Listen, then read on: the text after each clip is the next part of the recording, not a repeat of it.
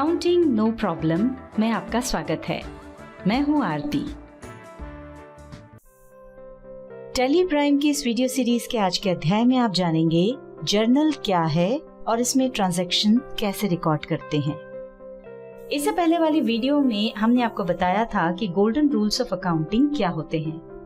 आगे बढ़ने से पहले एक बार दोहरा लें कि अभी तक हमने आपको क्या क्या बताया है। शुरू से लेकर अभी तक की वीडियोस में आपने जाना कि अकाउंटिंग क्या है, डबल एंट्री सिस्टम क्या है, अकाउंट क्या है, ये कितने प्रकार के होते हैं और गोल्डन रूल्स ऑफ अकाउंटिंग। इस वीडियो से हम मैन्युअल अकाउंटिंग की प्रोसेस को समझना शुरू करेंगे, जिसमें सबसे पहले किसी ट्रांजैक्शन से प्रभावित होने वाले खातों को पहचानना, उसके बाद ये देखना कि खाते किस प्रकार के हैं और कौन सा खाता डेबिट होगा, कौन सा खाता क्रेडिट होगा, और साथ ही समझेंगे जर्नल क्या है और उसमें एंट्री कैसे करते हैं। तो आइए अब हम समझते हैं मैन्युअल अकाउंटिंग। भविष्य में हम टैली पर अच्छे से काम कर सकें, इसके लिए मैन्युअल अकाउंटिंग के तरीके को समझना जरूरी है। मान लीजिए हमने एक व्यवसाय आरंभ किया जिसमें कुछ ट्रांजैक्शन हुए हैं, जिन्हें हमने अपनी सामान्य भाषा में लिख लिया है। 1 अप्रैल को हम व्यापार प्रारंभ करने के लिए 1 लाख रुपए नकद पूंजी यानी कैपिटल लाए। 5 अप्रैल को हमने 20,000 रुपए स्टेट बैंक ऑफ इंडिया में नकद जमा करके खाता खोला। 6 अप्रैल को राम शर्मा को नकद 2,000 रुपए उधार दिए और 6 अप्रैल को ही व्यापार के लिए 51,000 रुपए का माल नकद खरीदा। 6 अप्रैल को हमने जो माल खरीदा था उसका गाड़ी भाड़ा 100 रुपए नकद दिया। जो माल हमने खरीदा था 7 अप्रैल को उसे 75,000 रुपए में नकद बेच दिया। 9 अप्रैल को हमने 10,000 रुपए नकद देकर एक मोबाइल खरीदा। 10 अप्रैल को हमने स्टेट बैंक ऑफ इंडिया का 3,000 रुपए का चेक देकर साइकिल खरीदी। 11 अप्रैल को हमने 5,000 रुपए नकद अपने ऑफिस का किराया दिया। 1 मई को हमने मोहन को अप्रैल माह की तनख्वाह 5,000 रुपए स्टेट बैंक ऑफ इंडिया के चेक से दी।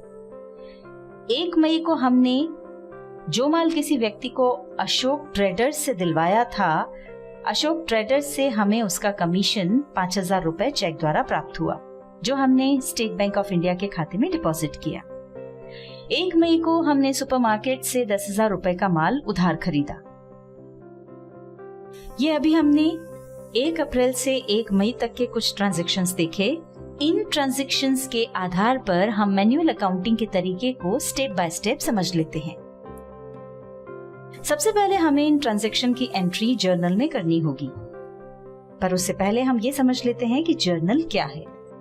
जर्नल प्रारंभिक लेखे की उस पुस्तक को कहते हैं जिसमें व्यापारी द्वारा अपने सौदों की तिथिवार, क्रमानुसार तथा दोहरा लेखा प्रणाली के सिद्धांतों के अनुसार संक्षिप्त विवरण के साथ विधिवत डेबिट तथा क्रेडिट पक्ष में एंट्री की जाती है।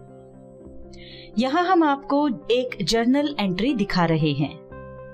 जब भी हमें जर्नल में कोई ट्रांजैक्शन रिकॉर्ड करना होता है तो उस पर काम करने के कुछ नियम हैं। ये हमेशा ध्यान रखें, ये बहुत ही महत्वपूर्ण है। टैली में भी हमें इन्हीं नियमों के आधार पर काम करना होगा। ये नियम हम आपको बता देते हैं। सबसे पहले आप ट्रांजैक्शन सामने रखकर ये देखें कि प्रभावित होने वाले 2 खाते कौन से हैं, उनका नाम क्या है या उनका क्या नाम दे सकते हैं। दोनों खाते किस प्रकार के हैं, जैसे पर्सनल अकाउंट, रियल अकाउंट या नॉमिनल अकाउंट। इनमें से किस तरह के खाते हैं। इन दोनों खातों के बारे में गोल्डन रूल्स ऑफ अकाउंटिंग क्या कहते हैं, यानी इनमें से कौन सा अकाउंट डेबिट होगा और कौन सा क्रेडिट होगा। तो ये 3 बातें आपको ध्यान में रखनी है। अब हम अपने ट्रांजैक्शन देखते हैं। हमारा पहला ट्रांजैक्शन है 1 अप्रैल को हम व्यापार प्रारंभ करने के लिए 1 लाख रुपए नकद पूंजी यानी कैपिटल लाए। अब सबसे पहला सवाल है कि हमें ये देखना है कि इस ट्रांजैक्शन में प्रभावित होने वाले 2 खाते कौन से हैं। ट्रांजैक्शन को ध्यान से देखें। यहाँ नकदी आई है तो ये हुआ एक खाता। अब दूसरा खाता देखते हैं। नकदी कौन लाया है? हम यानी व्यापार का स्वामी नकदी लाया है। जैसा कि हमने आपको कैपिटल की परिभाषा में बताया था कि जब कोई व्यक्ति अपने व्यापार में कोई संपत्ति या माल या नकदी लाता है तो ये उसकी पूंजी कहलाती है। तो ये हुआ हमारा दूसरा खाता। यानी इस ट्रांजैक्शन से प्रभावित होने वाले दो खाते हैं, नकदी यानी कैश और पूंजी यानी कैपिटल। अब दूसरा सवाल है कि ये खाते किस प्रकार के हैं। टाइप्स ऑफ अकाउंट के आधार पर आपको ये निर्णय करना है। देखिए, नकदी का खाता रियल अकाउंट है और पूंजी का खाता पर्सनल अकाउंट। आगे हम आपको एक लिस्ट ऑफ अकाउंट्स देंगे जिससे आपको खाता किस प्रकार का है ये ढूंढने में आसानी होगी। अब तीसरा सवाल है, कौन सा खाता डेबिट होगा और कौन सा क्रेडिट। तो ये यहाँ पर हम गोल्डन रूल्स ऑफ अकाउंटिंग के हिसाब से देखें तो पर्सनल अकाउंट के अंतर्गत पूंजी आई यानी प्राप्त हुई तो हमें देने वाला हुआ कैपिटल अकाउंट, और गोल्डन रूल्स ऑफ अकाउंटिंग के आधार पर इसका नियम है देने वाले को क्रेडिट करो, मतलब कैपिटल अकाउंट क्रेडिट होगा। अब हम देखते हैं दूसरा खाता जो रियल अकाउंट के अंतर्गत कैश का है, उस पर भी गोल्डन रूल्स ऑफ अकाउंटिंग के क्या नियम है ये देख लेते हैं। इसके अनुसार जो वस्तु व्यापार में आए उसे डेबिट करो। चूंकि कैश व्यापार में आया है इसलिए कैश अकाउंट डेबिट होगा। उपरोक्त आधार पर हमने ये निश्चित किया कि जर्नल में इस ट्रांजैक्शन की एंट्री इस प्रकार होगी जिसमें कैश अकाउंट डेबिट होगा और कैपिटल अकाउंट क्रेडिट होगा। यहाँ नीचे हमने नरेशन भी लिखी है। नरेशन से तात्पर्य है किसी भी लेन देन का संक्षिप्त विवरण। और जैसा कि आप देख भी रहे हैं, हमने जर्नल में जो एंट्री की है उसमें क्या हुआ है वो इस नरेशन से ज्ञात होता है।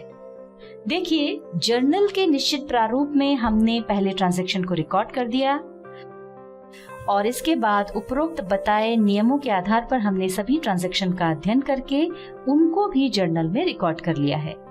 अभी हमने ये जो जर्नल में एंट्रीज की हैं उन्हें हम आगे टैली में काम करते समय विस्तार से समझेंगे।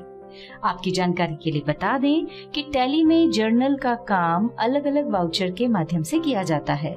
इसे भी हम आगे समझेंगे।